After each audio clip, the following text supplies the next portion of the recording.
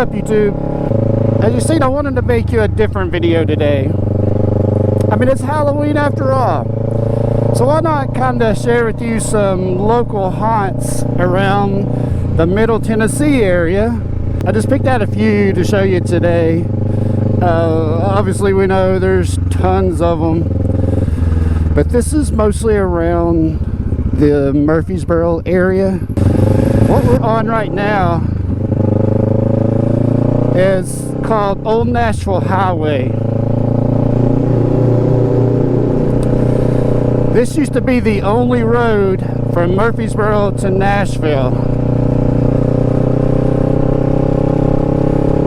So back in the Civil War, you could imagine how well this road was protected. So stay tuned. Alright, so we're about ready to start seeing some of the Stones River battlefield, which was part of the Civil War. And it was the Confederates that were kind of protecting this road to cut off the supplies to the Union that would try to pass through. So this was a pretty deadly area, and you'll see what I mean when I get up here. Over on my right, there's some general tombstones that we'll be coming up on. Like right there. But I'll stop down here so we can kind of get a better look. Alright, so this is where most of the battle was fought. And I'm going to take you to one of the deadliest spots.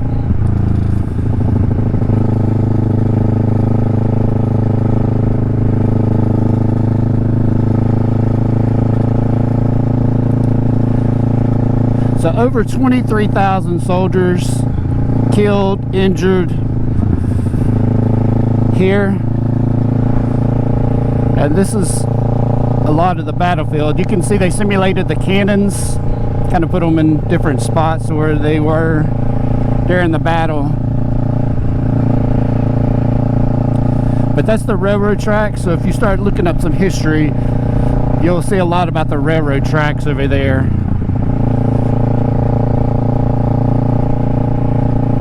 The population of Murfreesboro back then was 3,000 people, and there was over 23,000 killed here.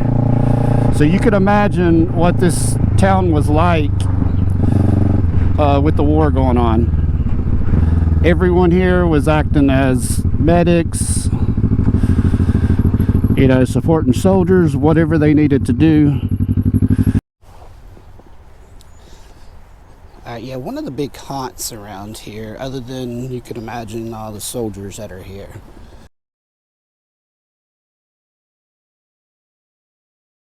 I was traveling around these railroad tracks when he was shot, and I guess the shot itself, he was on his horse and it completely decapitated his head, and his body stayed on the horse for another 20 yards or so before the body fell off. So it was a matter of the headless horseman is what they call it around here. That's been seen and talked about quite a bit.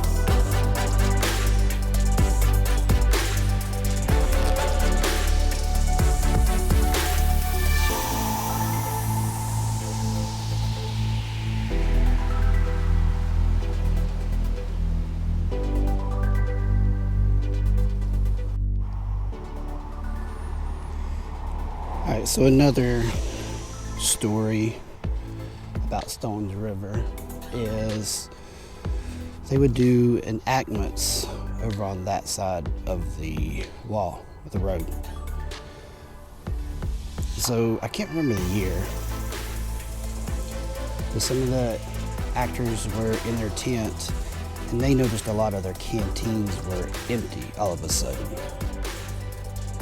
So they thought that was kind of an unusual incident. And you'll read a lot of stories about how music, sometimes people hear music from each side, and then all of a sudden they'll come together, all the soldiers will come together and sing Home Sweet Home. The history is quite unique. Is it haunted? I don't know. I don't see how it really couldn't be. Let's go check more out. Alright, so Stones River Battlefield. You can actually drive through here.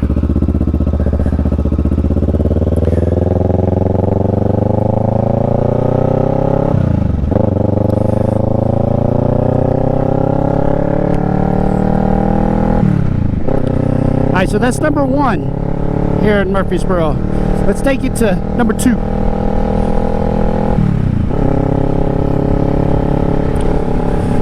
So if you are a paranormal researcher or an activist, paranormalist, if you're a ghost hunter,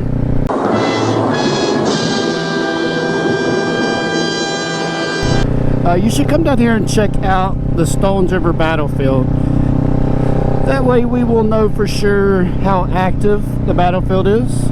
I'm sure all the area would really appreciate finding out. Alright, now we are about to turn on the town square. The square itself has quite a history.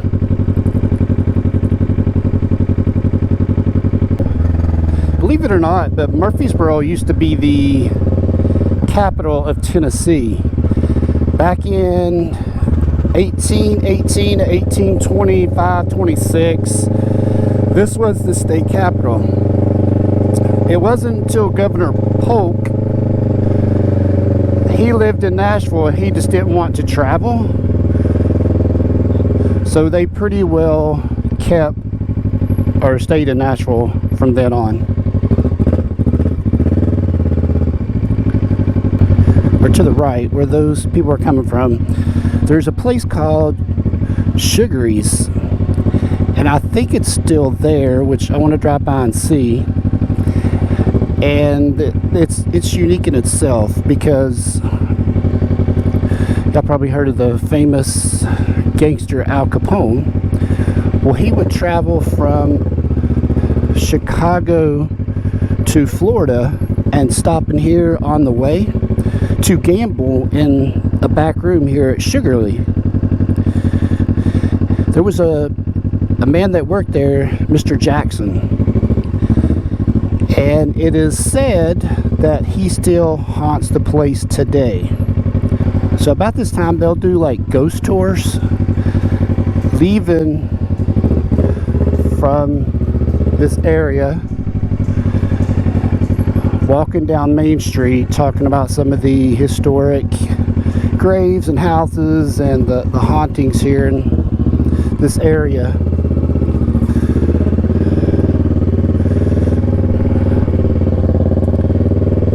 So let me just kind of take you around and show you. Also, back in 1951, after the... Oh, go ahead. Douglas MacArthur actually came and circled around, should we say squared around the square? And he was talking about the economy here after the war, how devastated it was. But yeah, These came around through here. There is a well.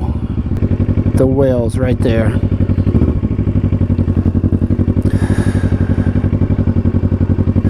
The well itself used to be a horse trough, but I think over the years it's actually had a couple evil stories go down as far as people being thrown down through there. But I tried to research a lot of that and I couldn't find a lot of facts on that, so not really knowing how much is true. But you can kind of, if y'all know something more, please share it. But that's what I was told one time as far as the well. Like Sugary's right there. There used to be a swing in the window, but they had to take it down because it was actually injuring customers that were trying to shop in there.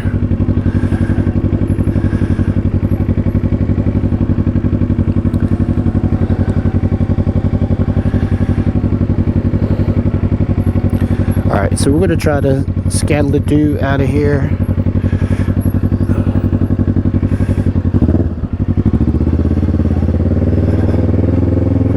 Alright, that was the downtown, and that was couple places that are still have paranormal activity taking place.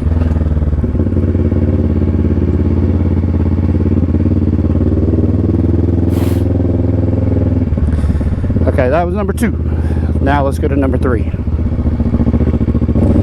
Alright, so I was actually, when I was doing some research on all of these areas, what one historian was mentioning, that this area up here, there was like no city cemetery. So it started with the church kind of trying to make their own cemetery, and then it kind of spread out from there. But the point I'm trying to tell you about that is they ended up burying people in areas that were not quite cemetery, that had to be moved later on. And one of them is going to be right down here. Alright, so this little plot of land right here,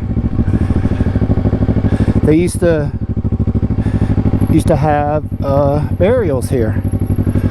So there's actually graves underneath this that got paved over. I think it was like from 1820 to 1840 that they were asking individuals to be moved from this area so they can be buried elsewhere. But there was only a handful that actually moved. And eventually when the city bought it, they pretty well paved over the graves. So there's like people buried underneath this area right here that got eventually paved over. Hey, that's a bonus. Let's keep trucking. This wasn't number 3.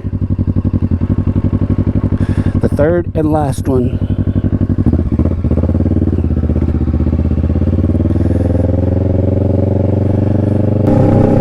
Hang tight, we'll be there in a second.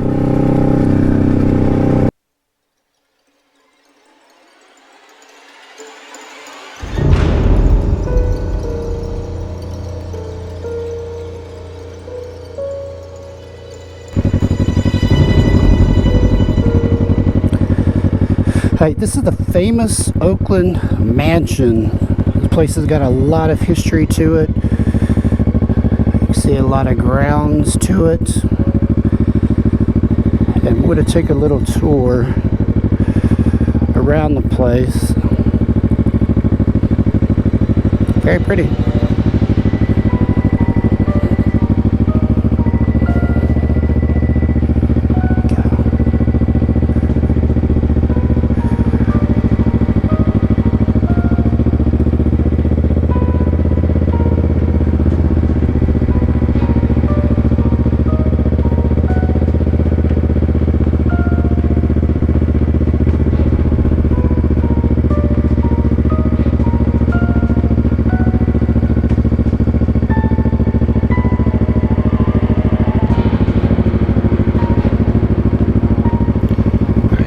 just a little bit of history about this place. Oakland Mansion here in Murfreesboro, Colonel Murphy, in which the whole area is named after. And then Dr. Manning and Sally lived here. And they got sons, like, it's being passed down. But at one point, there was a gentleman, Darrow, Mr. Darrow. He was they say one of the wealthiest in Tennessee at the time. So he started mentoring some of the other less fortunate kids around. And he came across one, Francis Gum. And I think there was like 7 of them or 9 of them. But Francis kind of stood out to him, and he helped put him in college and all kinds of good stuff like that. And Francis ended up making it pretty big in the show business,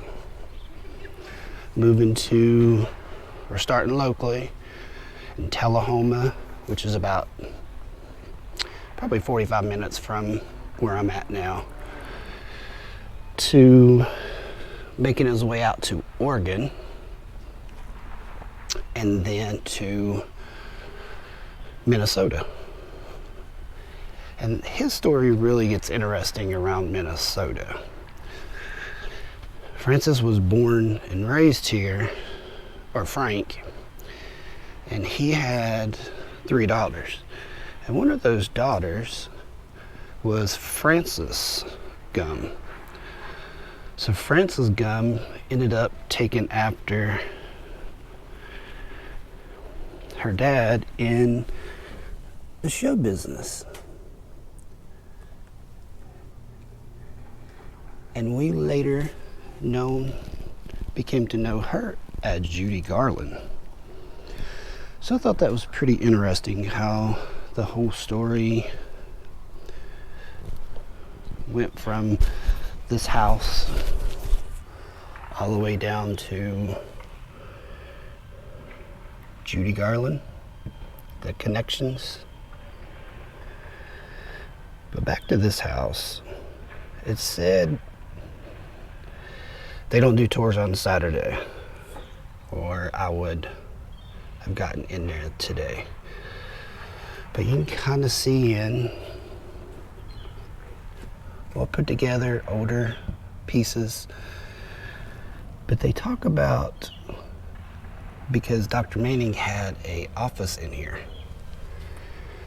and he would treat patients out of here. I don't think we'll be able to see his room, treating room in particular.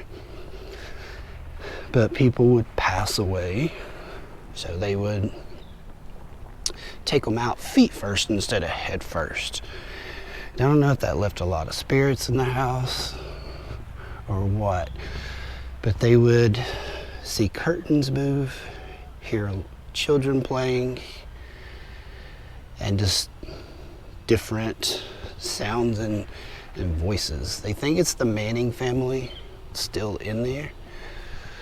But then again, some people will tell you it's not haunted at all. I don't know if the city would let someone come in and investigate it, but that would be kind of cool if somebody could get in and check it out.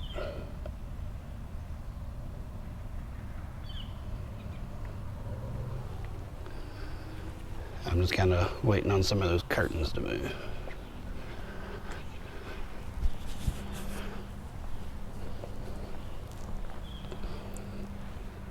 But yeah, they've added on to it over the years.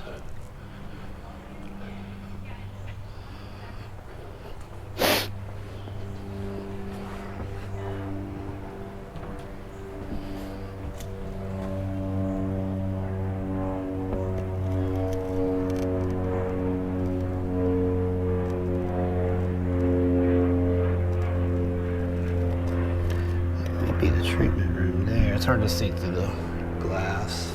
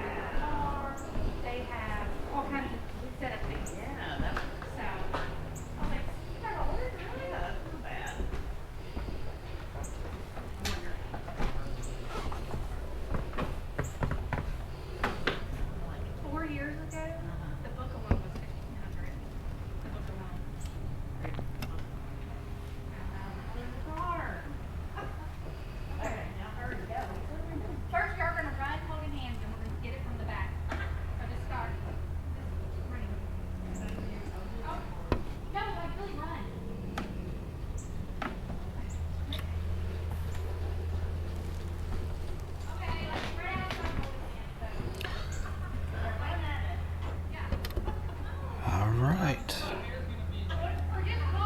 So this is the Oakland Mansion.